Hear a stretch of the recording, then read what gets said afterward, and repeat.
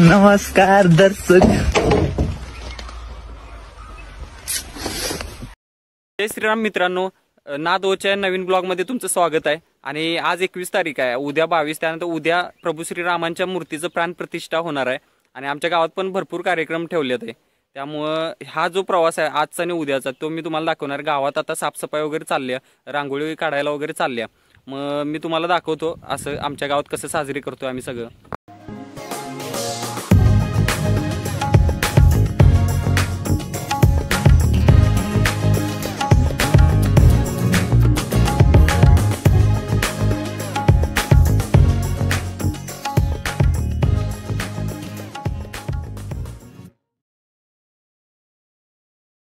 आता साफसफाई करायलो आम्ही.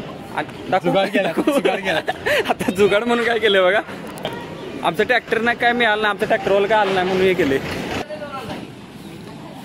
छकडा घेऊन आलोय, छकडा. ते ट्रॅक्टर काय मिळालं नाही आम्हाला म्हणून छकडा घेऊन आलोय. आता छकड्याने ते सगळं गावातलं भरणार आहे.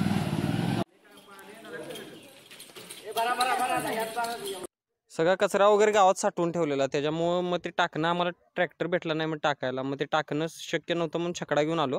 आणि या छकड्यानं मग सगळी गावातली घाण वगैरे सगळं गोळा केलं आणि ते टाकायचं ठरलं. कारण जर थांबलो असतं तर मग वेळ झाला असता आणि बाकीची कामं पण होती. प्राणप्रतिष्ठेचे आमचं कार्यक्रमाची भरपूर कामं आमची थांबलेली.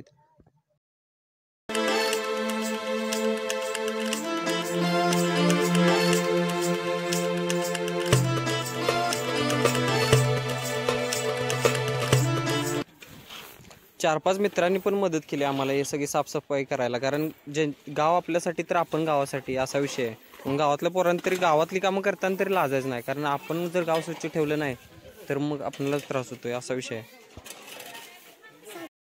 घुंगुरकरांचं नियोजन हार्ड असते, लय विषय हार्ड असते. हे आमचं शिवा भाऊ हे आलं. शिवा नुसतं आपल्या प्राणप्रतिष्ठा म्हणून आले. 2 hours later. एका कोपऱ्यातला एवढा 4-5 वर्षाचा कचरा एकदम साठलाय. अच्छा.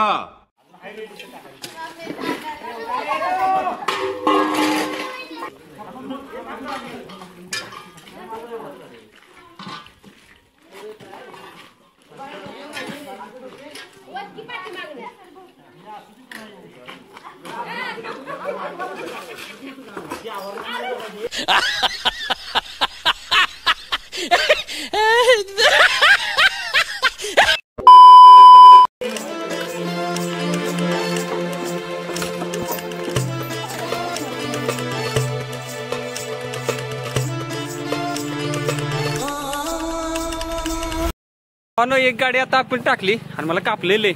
आता आईच्या शिव्या खायला पाहिजे. आता हे सगळं गावातलं एक हे कचरा गोळा केला. आता स्टँडवरचा कचरा गोळा करायला चाललोय.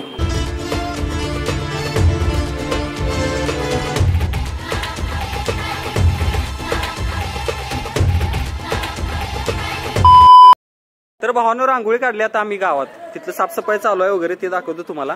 आणि हे आता आमच्या ऑफिसचं काम चालू केलंय पोराने. ऑफिसच्या इथे लाइटिंग चालू केली.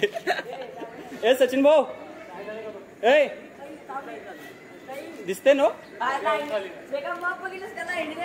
तर चला दाखवतो, तिथं थोडं कामकाज राहिलंय. आणि गावात रांगोळी पण बरीच काढायची अजून.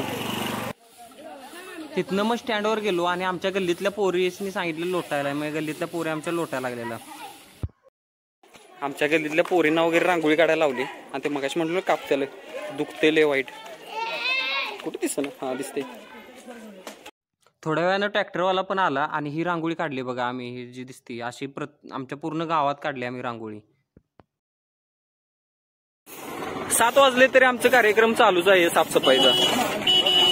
काय दिसेना झाले तरी पण असू द्या. नाईटला घेतलाय का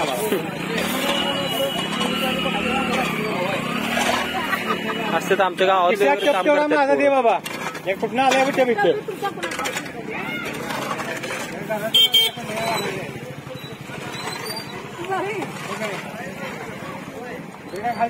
नियोजन कसं आहे, एक नंबर हो.